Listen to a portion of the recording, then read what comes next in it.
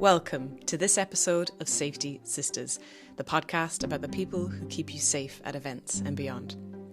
After the release of BBC's File on 4 report, Security Threat, Sham Training Courses Risk Public Safety, I sat down with Ann Marie Chebib, Managing Director of Select Security and Secretary of UK Crowd Management Association and the Global Crowd Management Alliance, and Katie Sonnen, who you met in our very first episode, to respond to the issue highlighted.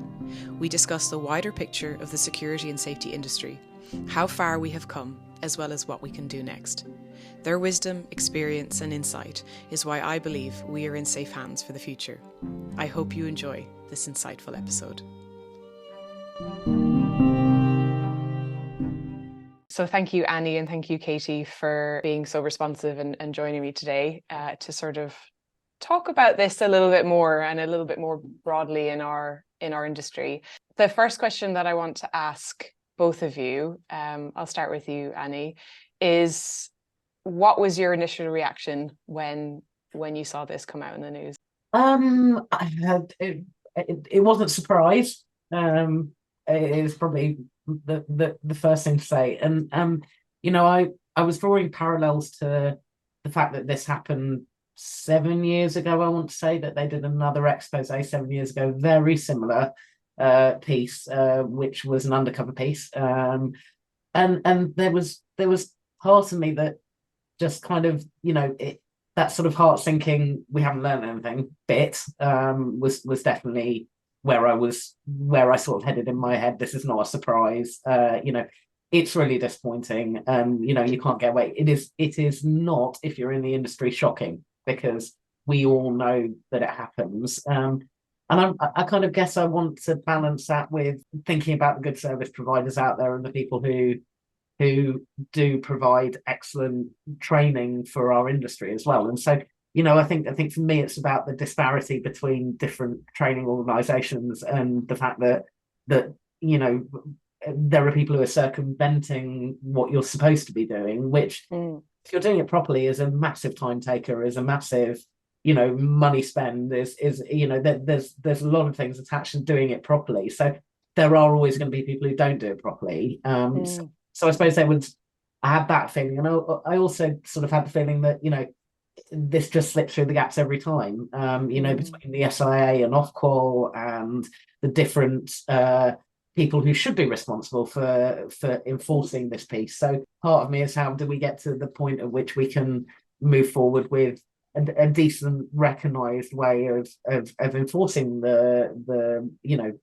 enforcing the standards in terms of training. So sort of all of those things were going through my mind, I think. So a little bit of, I'm really angry that we haven't got, we haven't got any further with this yet.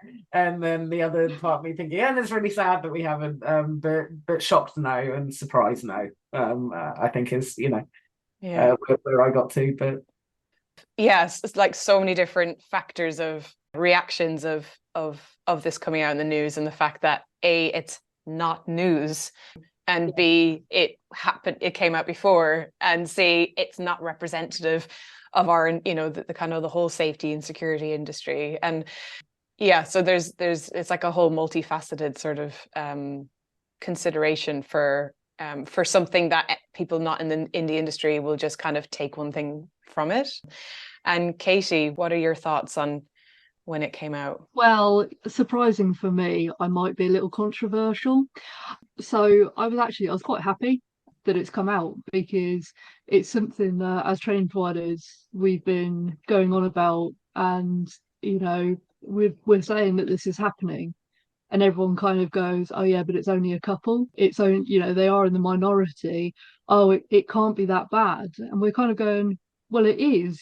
People are finding shortcuts, they're finding routes around it, and nothing's, we kind of feel, I can't obviously speak for the entire training industry, but it's frustrating. You just kind of feel like you're banging your head against a wall, and we're reporting it to AOs when we see malpractice, and we're reporting it, where we can, but a lot of the time it just kind of feels that nothing's actually getting done.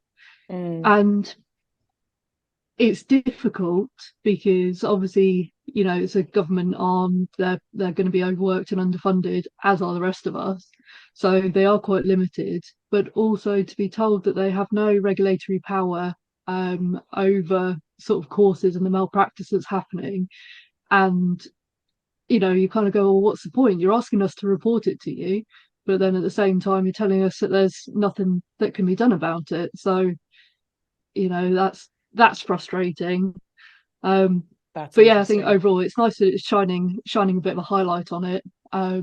So hopefully this time, unlike 7 years ago, it actually leads to something positive coming out of it.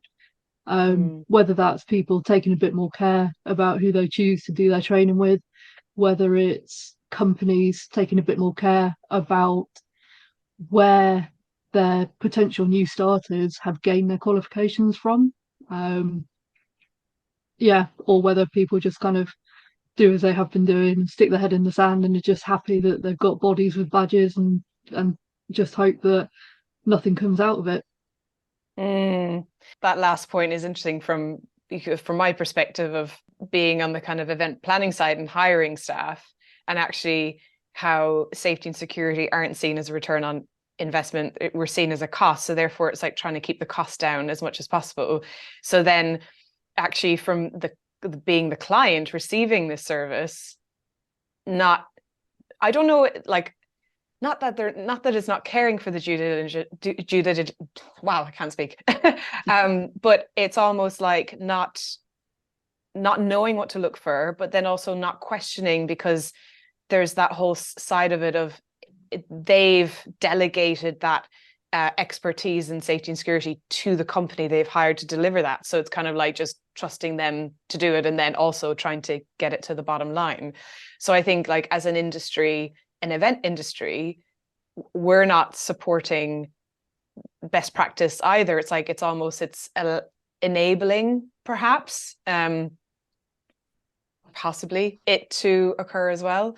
But I do what you're saying about being happy at coming out. I guess it's like any kind of for any kind of healing to occur, the wound must be exposed. So so I think from that perspective, it's like hoping to see changes.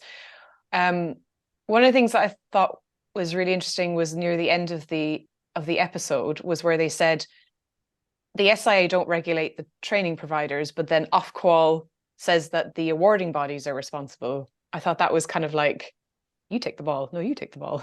I don't know. Slippery shoulderedness going on in this piece about who is responsible for dealing with this, and you know, that's endemic. I think that's been endemic for quite a long time in terms of that.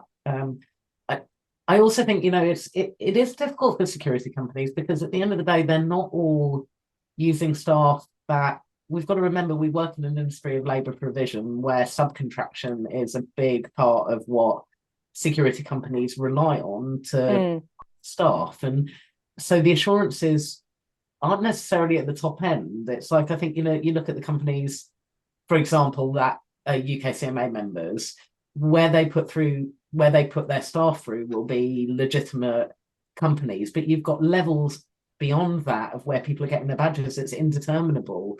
So it's not as simple. I don't think, you know, we tend to think, oh, well, why hasn't that security company done its due diligence? But it's not actually that determinable, because there are layers to it that when you're delivering, people aren't, you know, so you know, that whole piece around subcontract kind of muddies the waters about what you're able to control and what you're able to not control and where those badges are coming from. And okay, they might revoke the licenses of the individuals who've got their qualifications through those, you know, through those particular colleges, but these are not the only two doing it, and we know that for a fact. You know, this is just a spotlight on a couple of them. So, you know, there's a. I think we need to understand the nuances of the industry and what we're trying to deliver, and that's basically because it comes down to an industry which doesn't offer full-time work; it offers part-time work. Sporadic sometimes, and you know, often this is a second job, or you know, it's not always, you know, but you know, the full-time jobs are often taken by direct labour, if you like, rather than the subcontraction. So I think when we're framing this, we really have to understand that subcontraction piece and what it does to being able to understand due diligence around that, rather than directly saying security companies can, why aren't security companies going, well, the legitimate security companies are going to good providers. So there is a bit of that in me that thinks actually we need to understand the industry, and frame it in terms of what the industry actually is and what it, how it operates and stuff, before we're able to, find the sort of solutions to it. I think, for me,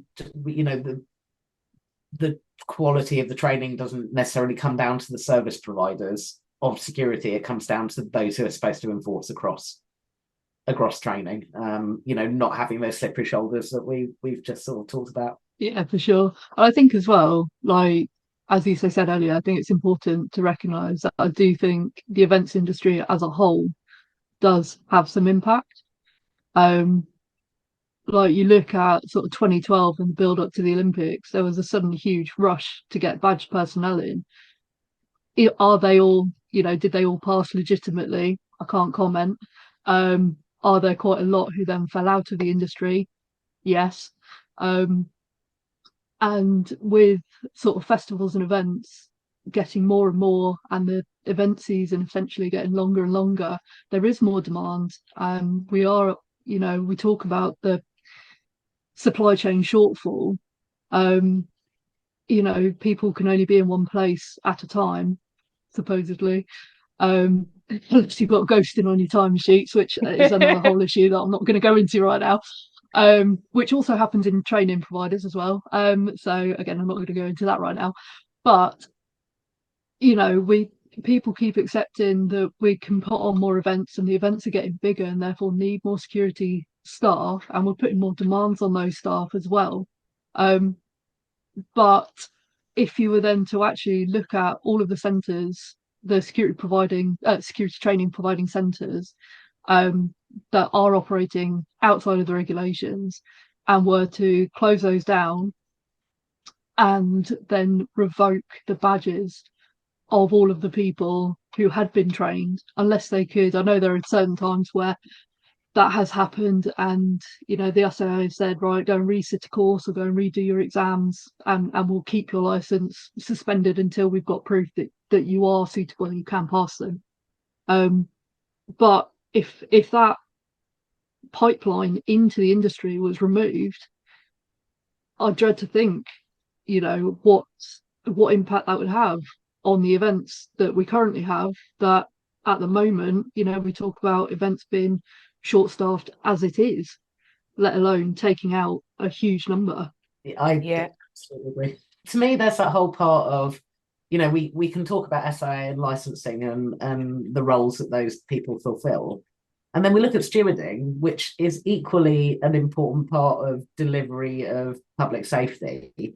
And there is no training, and there is no requirement, and there is no anything. And so it's like, you suddenly look, you look a tiny bit further than SIA and the regulations. And, at least there's some governance around the SIA license, regardless of how good that governance is, or how bad that governance is, or how we feel about that governance. There is still some, and yet, there really isn't for stewards. And actually, what kind of grey area do we put ourselves in when anyone can do stewarding? Nobody has to have any basic qualification. There is no register. There is no anything. And we put those people into roles where we trust them with public safety. Now, where does that sit in that piece? So, part of me thinks actually we should be shining the spotlight. We should be shining the spotlight across the staff that are responsible for public safety, not the SIA licensed staff, apropos others who are working on site. And we should have governance over all of those. We don't. And so there's a different playing field at that point when you start to kind of incorporate what does the industry actually look like again, and I think, to Casey's point, I agree entirely. I agree entirely with what you said. I can't add to it because we'll end up having a. Yeah, we'd have a very small event season if every event organizer insisted on appropriately trained, qualified, licensed personnel. Then the number of events taking part, they'd be very safe, but there wouldn't be that many of them, especially not on the same weekend. This is the truth, and this is the truth that everyone needs to be aware of, that we really are, the events industry has evolved naturally. There is no system in place that governs the events industry. It's all piecemeal, a little bit of the Health and Safety Work Act, a little bit of construction and design, a little bit of the SIA, a little bit of the SGSA, you know. So we're using you know, unless the event's taking place in a sports stadium, like we're using bits of legislation appropriate for different sectors to then place over the events industry. And I mean, you know, that was the subject of my dissertation, was legislation on safety and crowd safety in outdoor events. There isn't any, you know. You don't, if you want to put on an event for 100,000 people outside, actually there's no legal requirement for you to prove that you have any competency, skills, training or qualification in safety to keep these people safe. And you know, it's like you both are like starting to take the spotlight from this section and go, lift that spotlight a little bit higher, everyone, and let's take a look at what's actually happening. And actually, instead of trying to fix this system, it's like, actually, do we need to wipe the slate clean and create a whole new system that fits what we're doing as an industry? I think we have to be realistic about what we're able to achieve and what the government desire is to achieve. You know, we aren't, as the industry, solely responsible for leading on this stuff. Government has a massive place, central government and local government, you know, through SAGs, through you know, and centrally in particular, you know, that's where legislation will get written. Now, you know, unless something major happens, it is unlikely that we're going up the list of importance in terms of, you know, prioritization, and it isn't a vote winner. So, you know, we are kind of stuck where we are to an extent, I think, in terms of this stuff. So I think we have to be realistic about that when we're deciding, could we wipe the slate clean? Well, that's a theoretically maybe, but actually, where's the will and desire to do that, and how are we going to do that? You know, so it's a difficult one, and the SIA isn't going anywhere. But the outside of the legislative remit of the SIA sits a whole load of other people who do public safety and do crowd management at events. And you know, how does that fit, and how do we, you know, how do we manage that? But yeah, you know, I think there's a lot of companies out there, both on the training side and the security side, who are trying to do it right. There's also commercial demand. There's also cost impact. There's also a lot of other factors to take into consideration when you're running a business. So, you know, all of those have to be taken into account when we're thinking about what the realistic solutions might be. I was going to say the cost impact is like particularly relevant within the training side as well, because let's not beat around the bush. The awarding organisations are paid by training centres, generally an annual sort of membership, and then usually per certificate. So if they're putting through hundreds or thousands, that awarding organisation is making thousands from that one training centre. Are they going to be as diligent in their checks? You know, I know there are some really, really good AOs out there who are on the ball, and they will jump, you know, all over you if something is wrong. But then I also know there are others out there who, you know, I've reported to, and they've just kind of gone, yeah, but they're one of our biggest clients. And you go, yeah, but that's not the way it should be, is it? Yeah. Isn't it about checks and balances, you know, to an extent? That's across the board. That's the SIA, that's the training providers, that's security companies, that's everybody involved in this process, and the event organisers as well, because there's a demand requirement from those. You know, we have no really good national picture of how many events are on any one weekend, so we're not able to say what demand might actually look like. We also don't know how many badges are active, you know, being used actively. We know how many badges are out there that are not expired, but you know, how many people are actually using those badges is a different thing.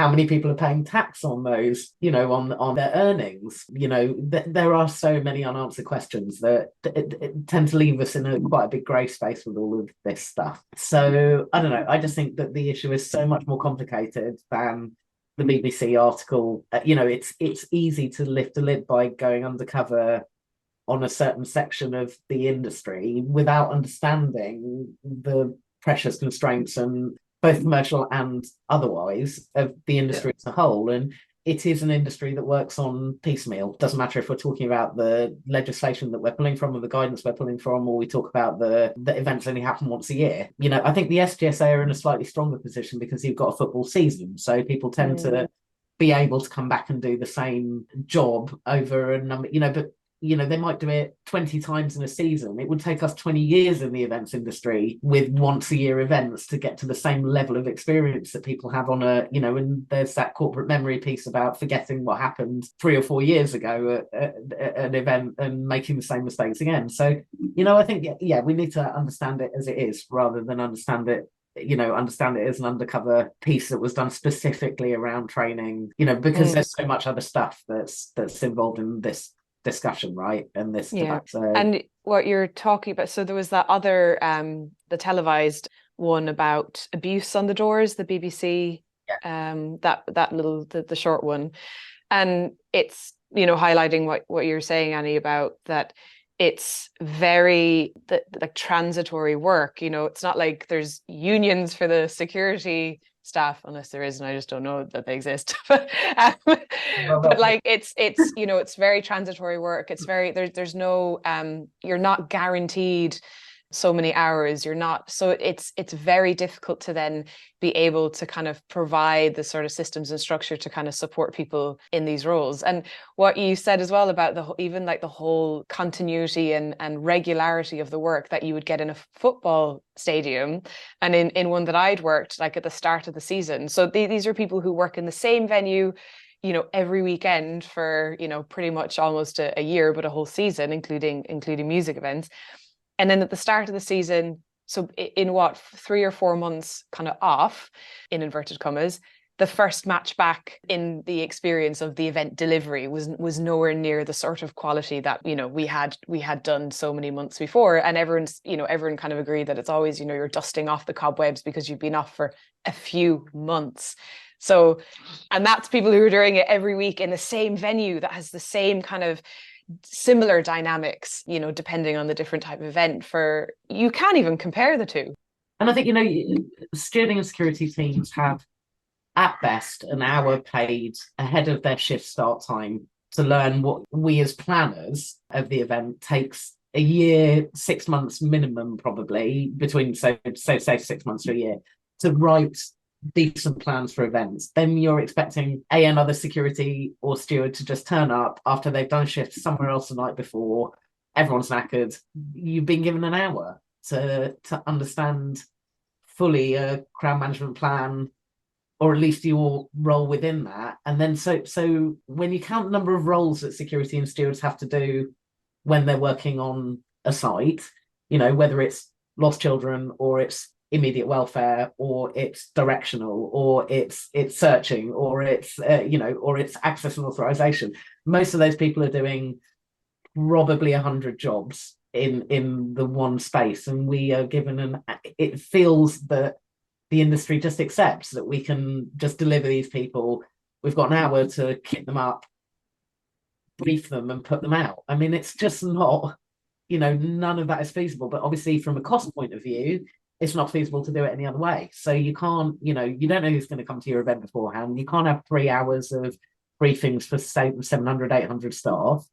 That's really unlikely to happen. So, I just think the expectation of these teams is huge for what we give them we resource them to do, if that makes sense. So yeah, that's another area I kind of feel quite passionate about. It's completely disproportionate. Yeah. And the way you've just kind of lay that out. I mean, to anyone who would be listening to this, who isn't in the industry will go, oh my God, that makes so much sense. Like it's you're you are expecting this person on the ground to deliver an entire plan and keep everyone safe, be nice, give them directions, know where to go, give them all the answers to all the questions, and look out for anyone who's potential threat, and still give everyone a great. I mean, I don't know who else delivers that role on the amount of money that they're getting paid per hour and hardly any briefings. Yeah. And sleep and equipment and food. Yeah, it's a lot. It's a lot for I think the expectation is a lot for delivery for most companies. And you have to be really, this is one of the reasons that I'm really kind of grateful and relieved that we run a smaller operation these days and we don't run massive numbers of staff, because it's a really hard place to be. I feel for those companies who have that challenge. What do you think, Katie, from your experience? When you're on the ground, you're expected to know everything. And like you said, on top of it all, be nice to everybody. And then at the same time, if you're SIA, you are acutely aware of the fact that you've got your license, and everyone now has smartphones. If anything happens, you will be recorded. That will go to the SIA. You probably will have your badge suspended whilst they investigate. And even if you're found to have not done anything wrong, that badge can still be revoked. And essentially that's for minimum wage. It's not seen as a valued role until it's valued, which probably sounds a bit weird. Like nobody likes security until they need security and security are helping them. Everyone's got a story about, an overly enthusiastic bouncer or being kicked out, or someone not having the right ID and therefore not being allowed in. They're always made out to be the bad guy until we're the ones, sort of diving in and stopping your mate from having his head smashed in, again, for minimum wage, minimum training, and, expecting to deal with all of that and still be polite and professional on top of it. It's a huge ask. That's my little soapbox. There you go. What I do find interesting, I was going to say, is looking at the differences between, because essentially the role of safety and security around the world is fairly ubiquitous. There's a couple of variations. Some places they're armed, some places they get more support from the police, some places the police take the majority of the role on.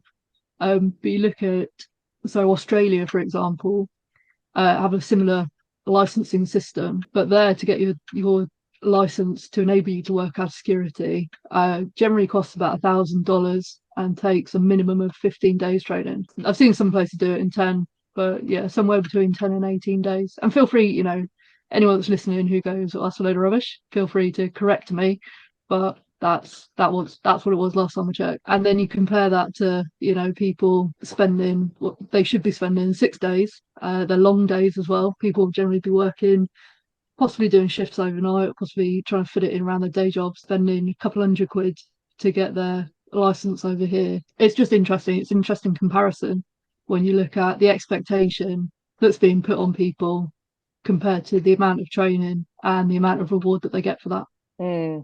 There's two sides to it. It's the amount that they have to invest, the reward for it, and then also, three sides, the risk that you are under in terms of your own reputation and your work, and being at risk, and the expectations placed on you, like as you said, with being, so many people film, if there's a interaction with a member security, and that can be taken out of context because we only see a snippet, and that can be enough, as you said, to revoke your license, damage your career.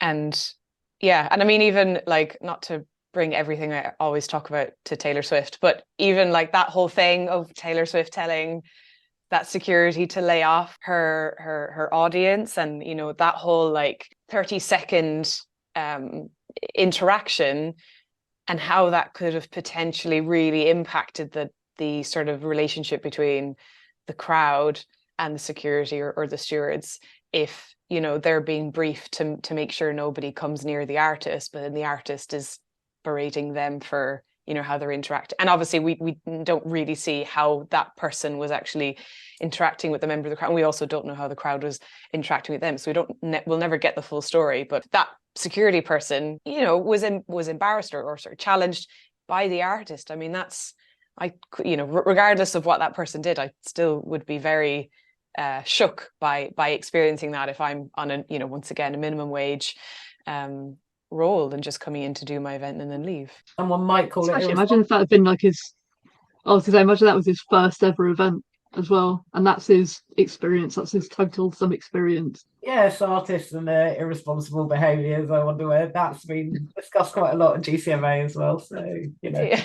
let's pull this back to frame this in a bit more of a positive light, which is that, you know, as teams, as both training teams and security teams, we go out and smash it every weekend, doing incredible jobs for clients, keeping people safe. You know, the number of incidents and accidents and fatalities at events where you've got large groups of people meeting are fairly minimal in comparison to what you could have.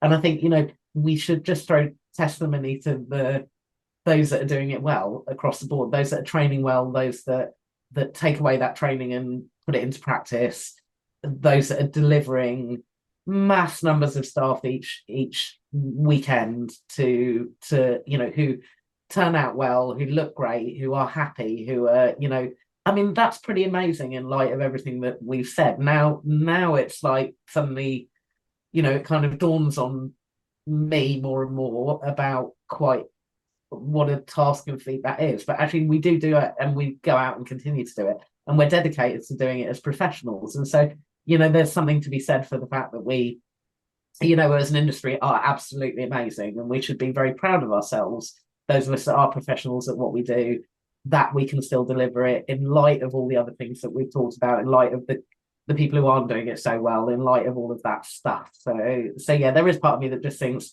well done us, because, you know, we're out there doing it every weekend and delivering well in a lot of cases. So yeah, I think, you know, we should be proud of ourselves in the industry as well at the same time. Definitely.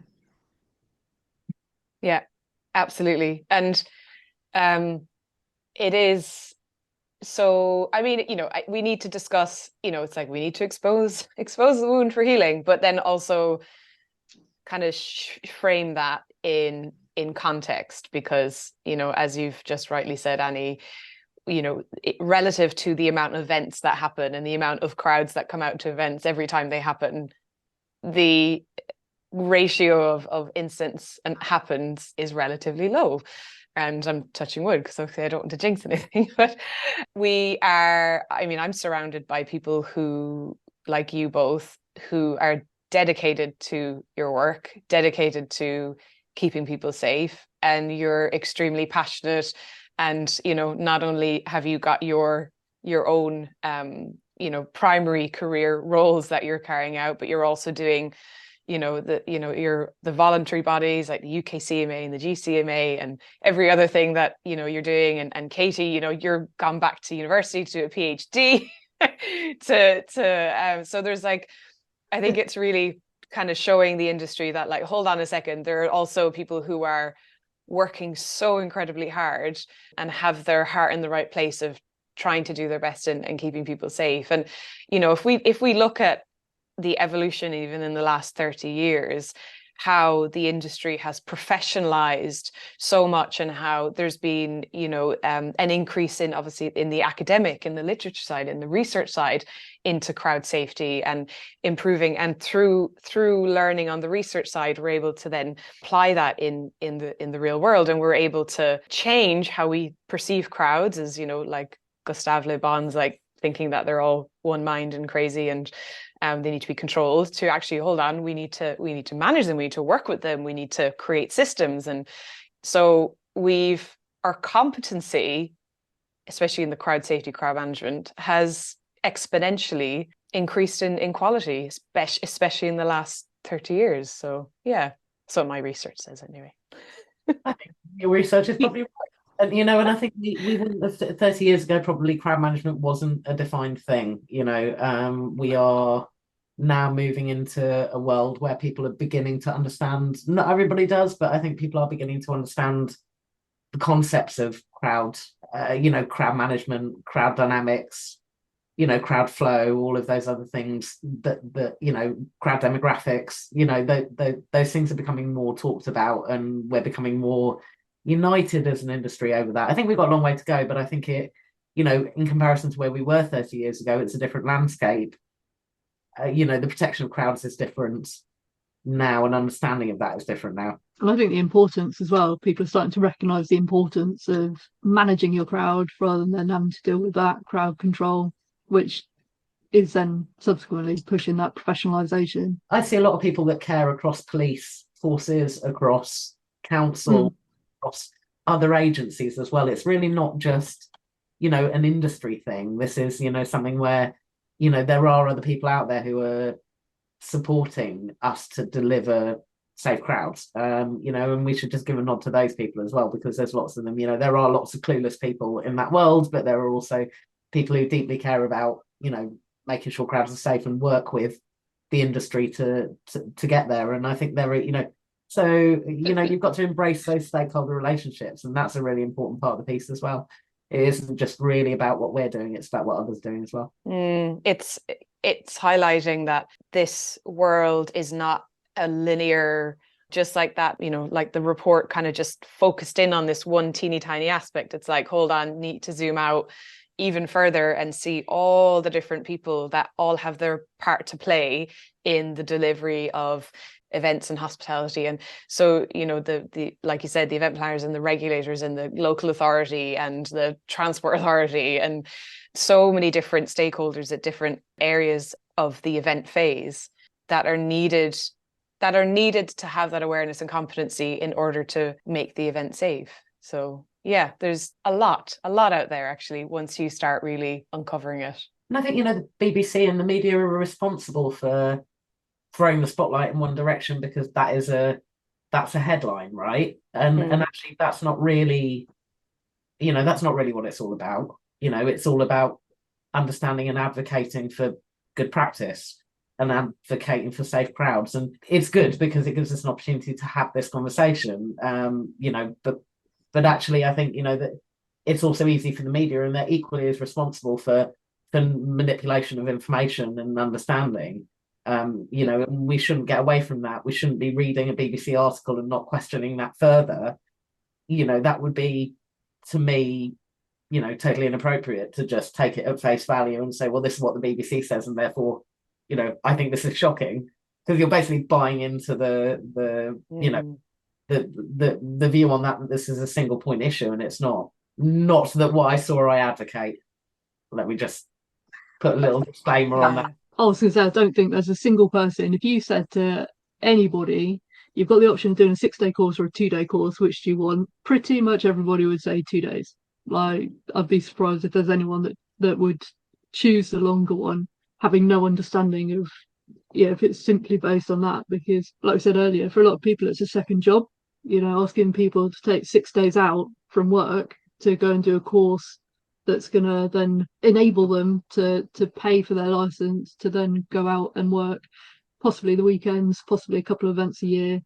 It is a big ask. So again, looking at the picture more broadly, looking at the demand, the demand has to be there for that option to exist in the first place. What was in that report is only a small section of some of the fraud and malpractice that occurs.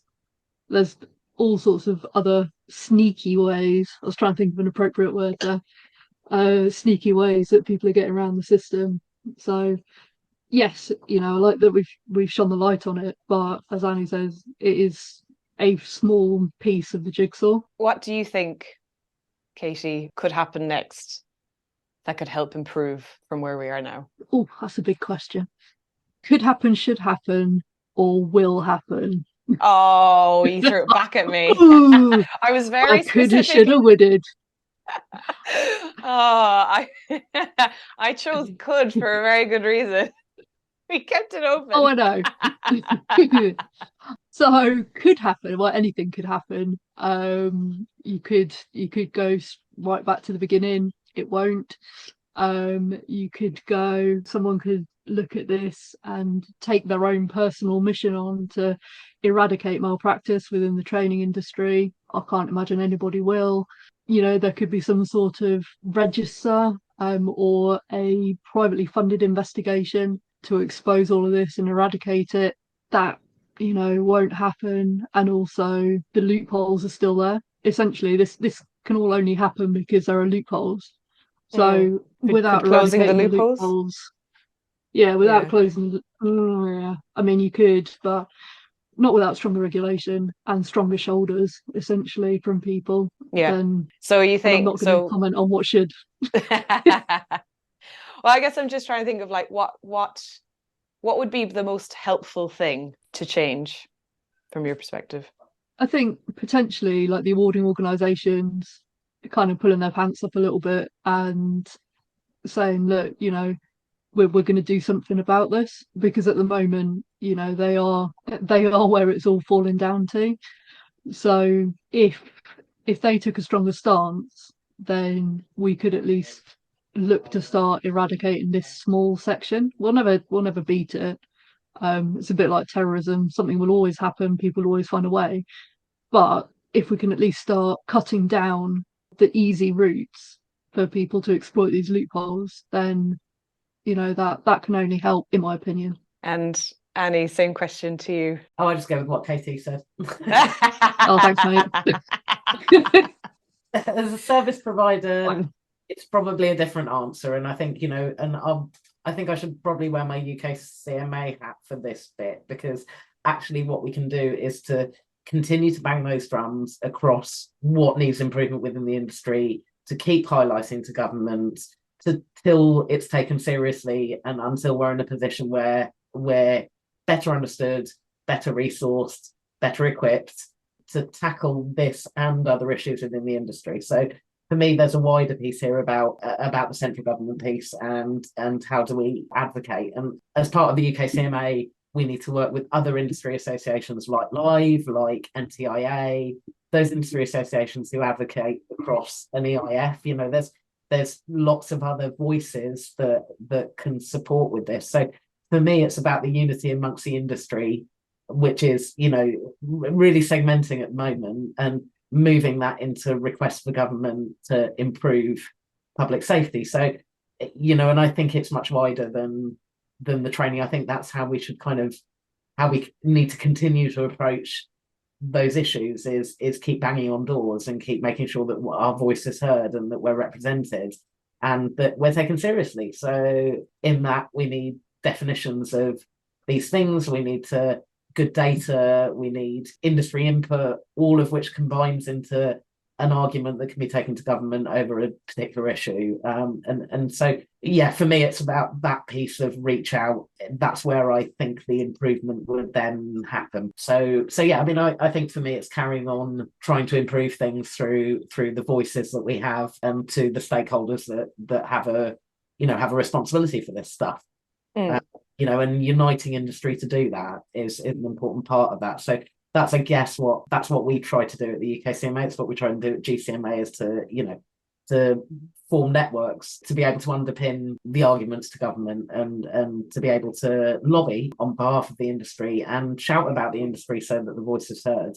And I think that's what we've got a responsibility to do, really. So we carry on going with that. I love it. I love how you both, Katie, you had a tactical, and Annie, you had a strategic. So I love it. It's like both are so important and appropriate and can be applied now. One to try and kind of fix the issue that we have right now, and then the other one to leap ahead and prevent and improve the system and develop better systems so issues like this don't come up again, and making things safer and enjoyable for everyone.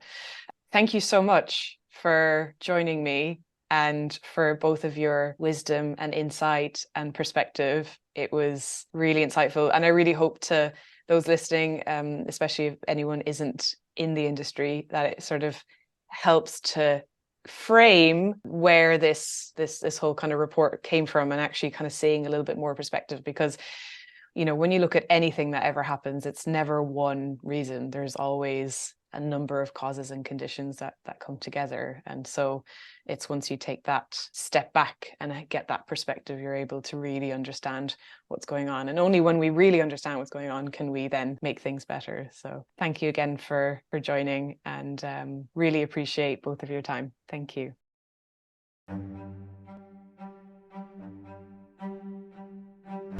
Thank you for listening. If you enjoyed this episode, please leave a review and follow the show for more episodes to come. If you would like to learn more about crowd safety and improving the events industry, you can visit my website and blog at isaymurphy.com.